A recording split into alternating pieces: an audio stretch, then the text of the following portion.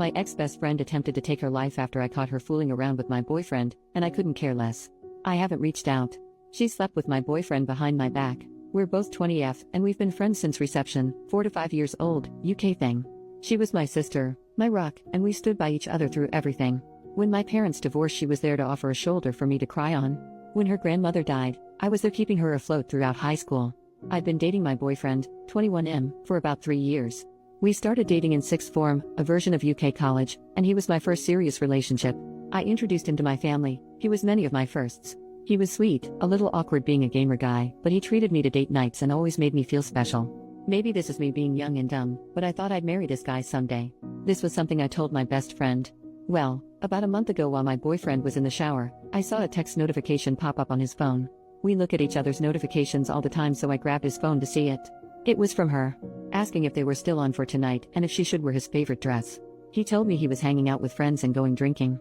Him going drinking with friends wasn't unusual, so I never thought anything of it, but in hindsight I wonder how much of him going out was with friends and how much of it was going out with her. I saved screenshots of their conversations. I sent them to myself. I showed him the messages when he came out of the bathroom and demanded he explained himself about them. I couldn't contain how upset and angry and hurt I was. An argument ensued where I told him he was disgusting and I left his place. Shortly after arriving home, I started getting bombarded with calls and texts from my best friend. I answered none of her calls. I couldn't stomach hearing her voice, but her texts ranged from, "She never meant to hurt me. My boyfriend hit on her first. It didn't mean anything." Then it got angry, saying I should hear her out. If I was a real friend, I would take her calls. I'm being petty and childish for not listening to her side. Then back to sad, saying I was her closest friend in the world and she didn't want to lose me. My boyfriend was strangely quiet during this time. After a few days I got myself together enough to send them both messages. Maybe it was cowardly, but I didn't have the strength to call them.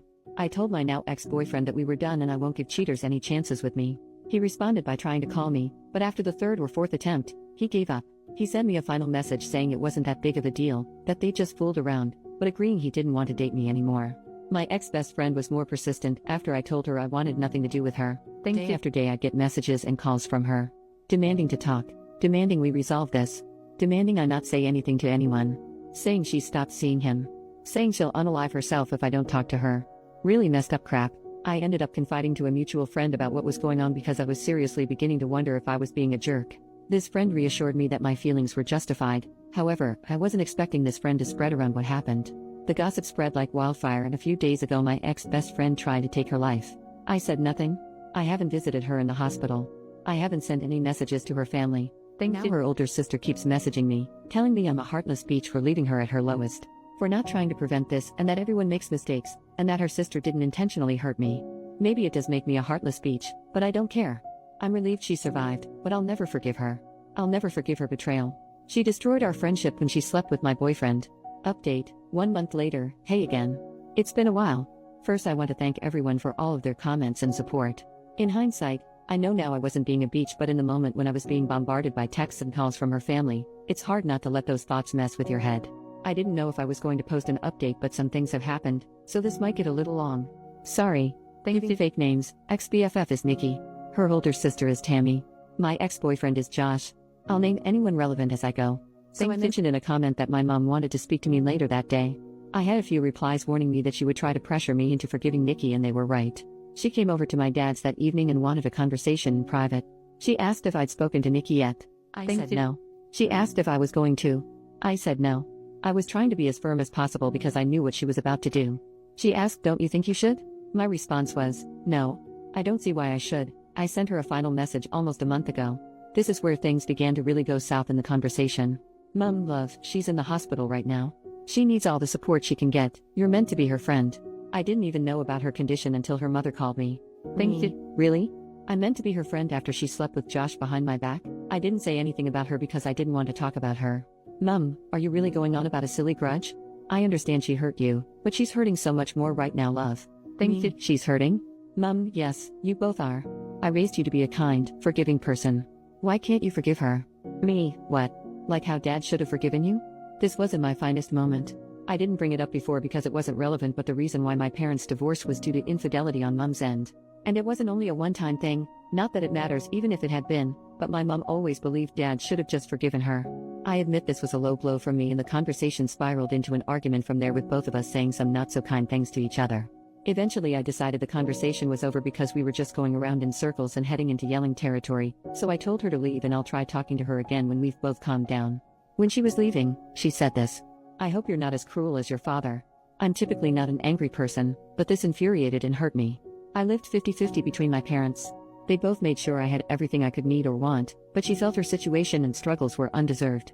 Dad never helped with bills or payments that didn't involve me. She expected more. Cheaters always do. I didn't say anything when she left, I just blocked her number and social media accounts and cried. She cared more about the girl who had hurt her daughter than said daughter. She realized pretty quick what had happened and came back the next day, but Dad told her I didn't want to talk to her, true, and she had to leave. It took maybe half an hour before she finally left. The new few days she kept trying to reach me through other people, but I stayed silent. The Friday after my post, I decided I felt calm enough to talk to her and unblocked her. We spoke over the phone, which wasn't as exciting as above. Basically, it was her apologizing and telling me she was wrong for trying to force me to forgive Nikki, that she'll respect my decision but tried to suggest I think about it. I very firmly told her I was not forgiving Nikki. She just said okay. Things didn't really feel the same with us. I couldn't bring myself to be as chatty with her as I was before, and it didn't help that she kept giving me updates about Nikki. The first time she did it, she told me Nikki had been put on a 72-hour psych hold, assessed and eventually released. I told her I didn't want any updates on Nikki's situation. I won't stop her from checking in, but I didn't want to be involved. She complained and said she thought I'd want to visit her, but I threatened to block her again if she kept pushing, and she shut up. Nothing was mentioned about Nikki for a couple of weeks before Mom again broke my boundary and brought her up, telling me about how Josh had stopped talking to her and how Nikki needed a shoulder to cry on. I again told her I didn't want to know and this was her last chance not to bring her up or I would cut her from my life for good. She complained again but eventually promised it wouldn't happen again. Maybe I should have learned from my mistakes because I know my mother. She doesn't take no for an answer. It was really quiet for a while. My friends and I had all basically carried on from what happened, and even though I know a couple of them still occasionally talk to Nikki, they never bring her up around me or tell her how I'm doing, I hope. I thought I could finally close this chapter on my life, but nope. Today my mother called me and asked if I wanted to get lunch. I hadn't seen her in a while, so what was the harm? I head to the Weatherspoons we planned to eat at, and who do I find sitting with my mom? Mickey and her sister Tammy. As soon as Nikki sees me, she gets up and tries to hug me, but I just raise a hand and take a step back, and this girl has the audacity to look upset. Mom immediately knows she's messed up because she's scrambling with all of the excuses. "It hurts to see you two fall apart like this, you were so close. I thought you'd forgive her by now. And my favorite, she made a mistake, she misses you." During this time, Nikki has been quiet and I can see Tammy's glaring at me. I'm just so freaking angry and upset. I honestly didn't think she'd pull something like this. I wanted to leave and cry, but I looked at Nikki and said, for someone who's made a mistake, she sure hasn't apologized for it yet. She had this guilty look on her face and muttered something about me having her blocked and having no way to. I said, "Is that really all you have to say?" And she just looked at me confused. I was done. I turned to leave and her sister started yelling after me, saying that I owed Nikki a second chance with all the trauma I put her through, while Nikki was begging me to just listen to her and talk to her.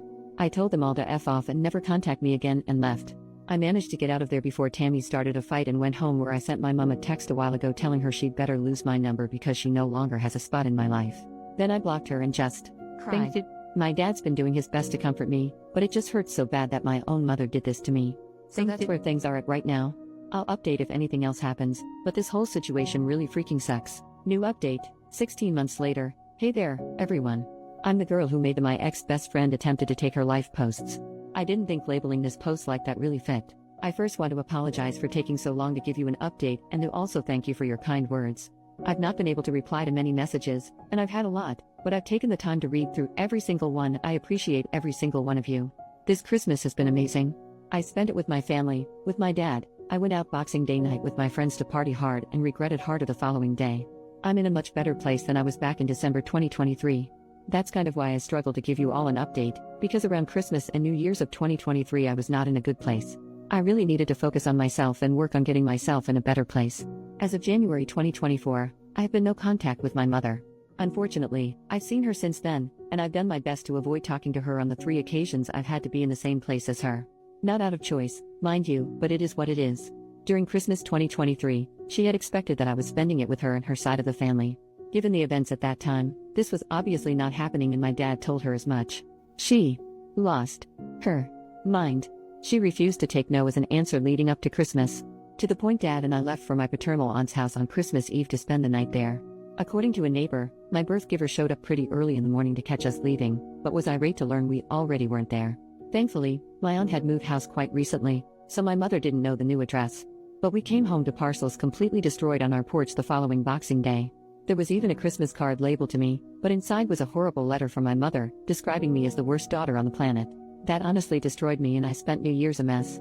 It's difficult cutting off your own mother. I spent half of January of 2024 trying to fix things with her, but it came to a head when I realized I was the only one forced to compromise. I finally cut off contact, and it's been that way since. There's been more between then and now, but I think those are incidents I'll post on my Reddit page or in the comments of this post to prevent it from getting too long. In terms of Nikki, I've heard she's doing better. We've not spoken since my mother's lunch escapade, but she's found a job and, according to a mutual friend, found a new circle. Despite everything that she's put me through, I'm happy for her. It's almost 2 a.m. here in the UK, so if I suddenly stop responding to comments, I've fallen asleep.